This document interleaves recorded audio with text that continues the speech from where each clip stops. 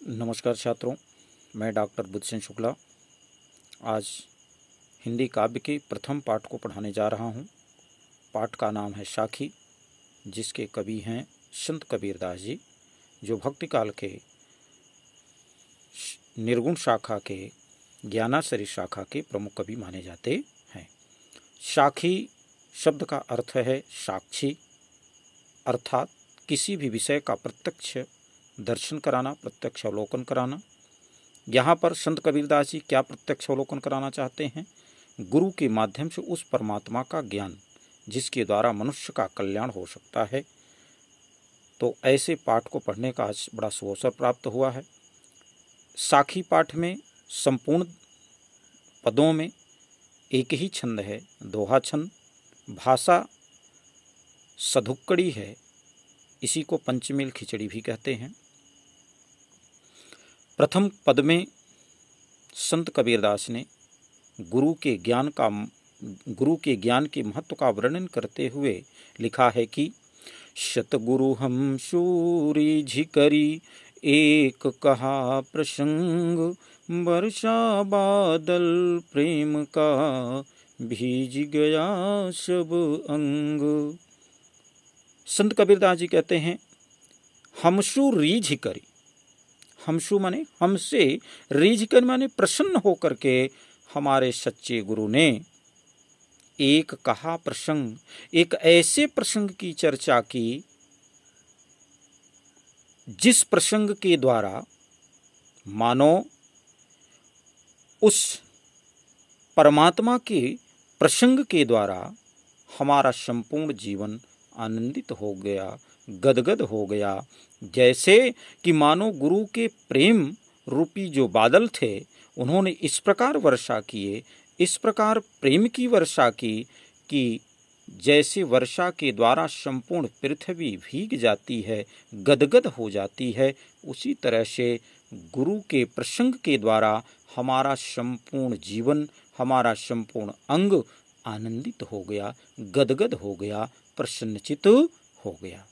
अर्थात संत कबीरदास जी बताना चाह रहे हैं कि यदि गुरु की कृपा हो जाए तो हमारा जीवन आनंद से भर जाता है। तो यहाँ गुरु का महत्व बताया गया है। तो इसलिए बेटा यहाँ पर जो रस है वह भक्ति और शांत दो रसों की प्राप्ति है।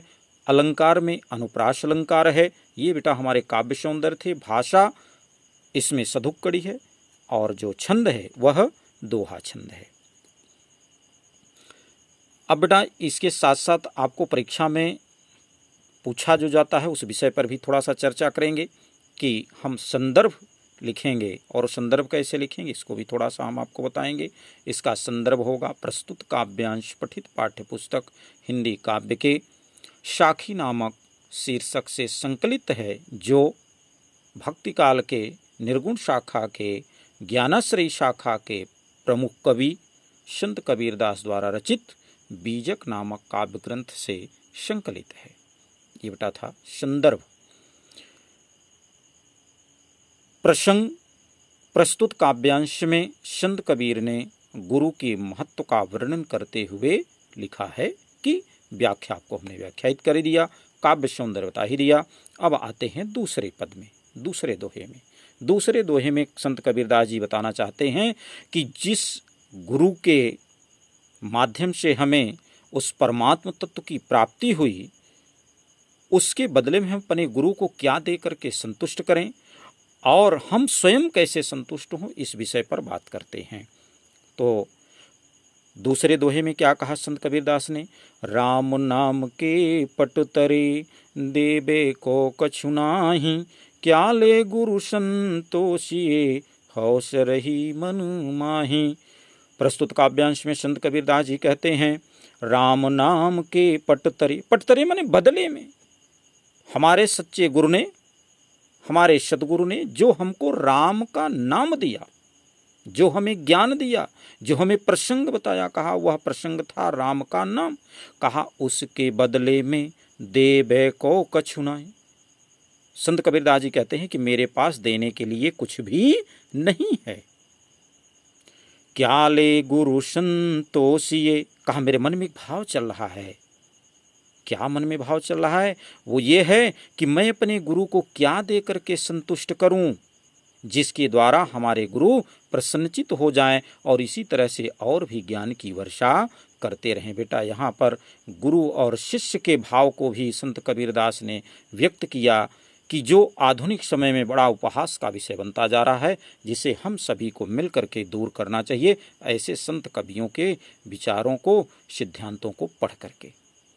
तो आगे उन्होंने क्या कहा? क्या ले गुरु संतोषिए। संत कबीरदास जी कहते हैं कि मैं अपने गुरु को दे करके क्या संतुष्ट, कैसे संतुष्ट करूं, अर्थात वो कैसे संतुष्ट होंगे। हौस रही मन माय, कहा हौस माने अभिलाषा, कहा ऐसी अभिलाषा मेरे मन में बनी रही, मेरे मन में ये व्याप्त है कि मैं अपने गुरु को क्या दे करके संतुष्ट करूं।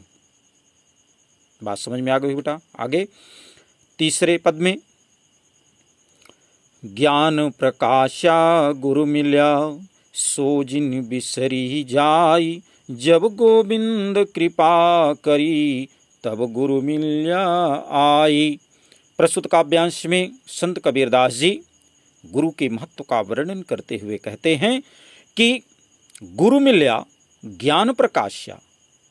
हे मानव, जब तुम्हारे जीवन में गुरु की प्राप्ति हो जाती है, अर्थात तुम्हारे जीवन में गुरु मिल जाते हैं, तो तुम्हारे अंतःकरण में ज्ञान का प्रकाश अपने आप उत्पन्न हो जाता है। और ये गुरु तब मिलते हैं जब गोविंद कृपा करी। गोविंद माने परमात्मा।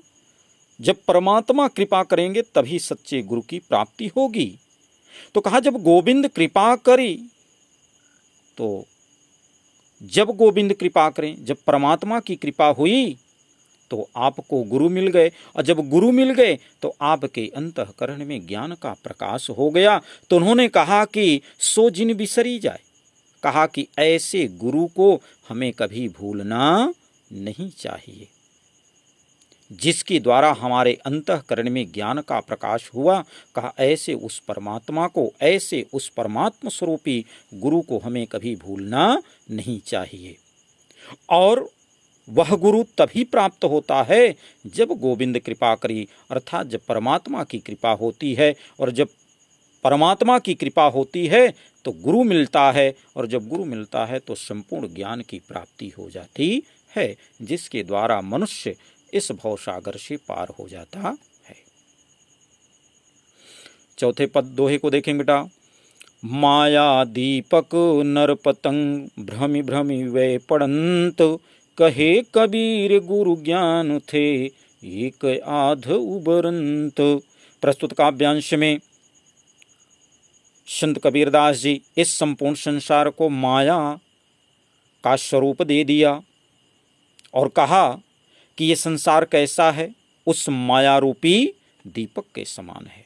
और जो मनुष्य है, कहा वह पतंग, पतंग माने पतिंगा, जिसको आप बरसात में सबसे ज़्यादा देखने को आपको मिलता है, जो बरसात में आप देखते हैं।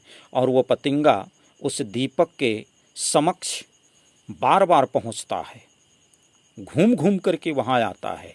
तो यहाँ पतंग का भाव है पतिंगा, कीड़े से।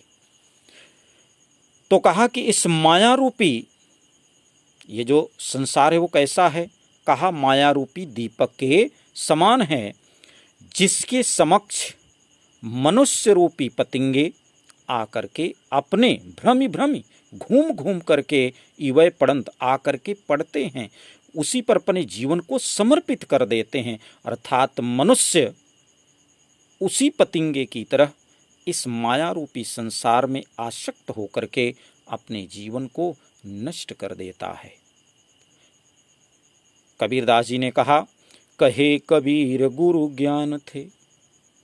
कहा हे मानो, गुरु के ज्ञान से ही, कबीरदास जी कहते हैं कि गुरु के ज्ञान से ही एक आध उबरंत, एक आध अर्थात एकाध मनुष्य, उन सभी, वो सभी नहीं बल्कि उन सभी मानवों में से एकाध मनुष्य क्या हो जाते हैं, उबर जाते हैं, अर्थात उनका कल्याण हो जाता है। और कल्याण तभी होता है जब उनके अंतःकरण में गुरु का ज्ञान प्राप्त हो जाता है।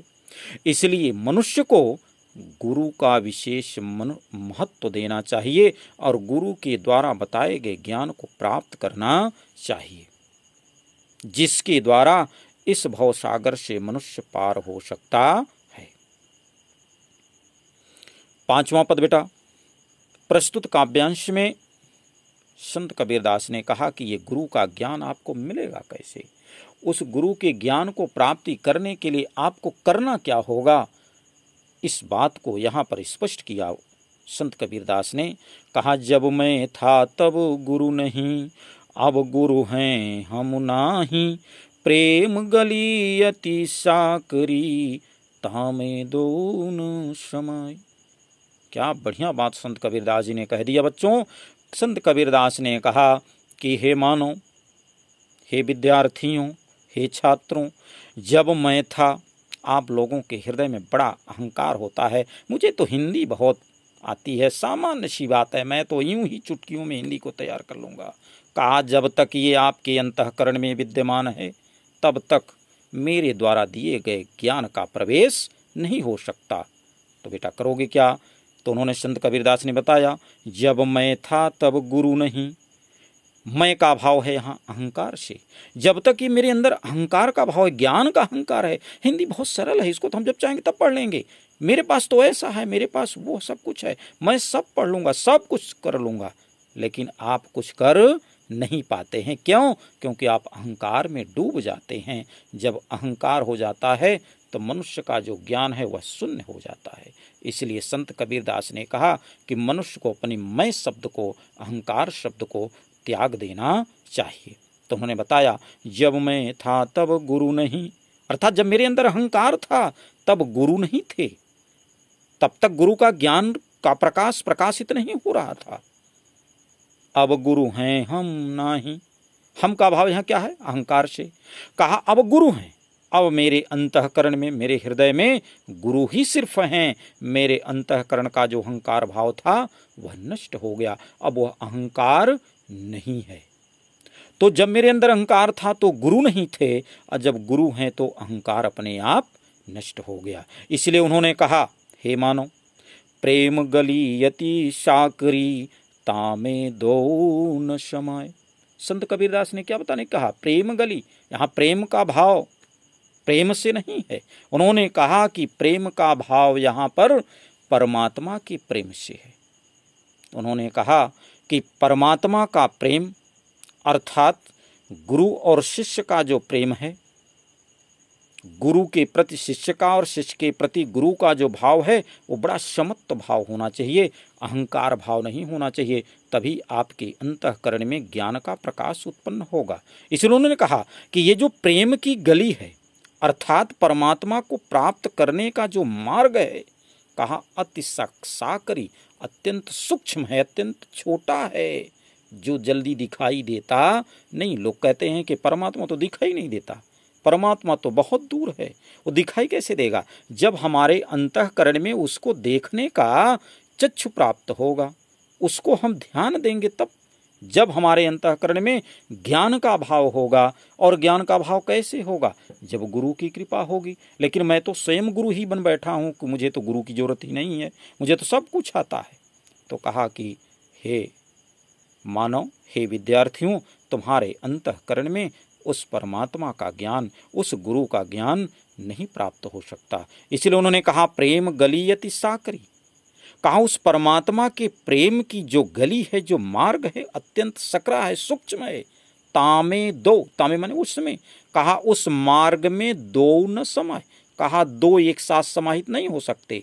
अर्थात या तो अहंकार होगा या तो गुरु का ज्ञान होगा। तो इसलिए बेटा जरूरी क्या है कि हमें अपने अहंकार को त्याग करके, मनुष्य को अपने अहंकार को त्याग करके ज्ञान के मार्ग को देखना चाहिए। गुरु के द्वारा बताए गए मार्ग का हमें अनुसरण करना चाहिए। आज बेटा यहीं तक।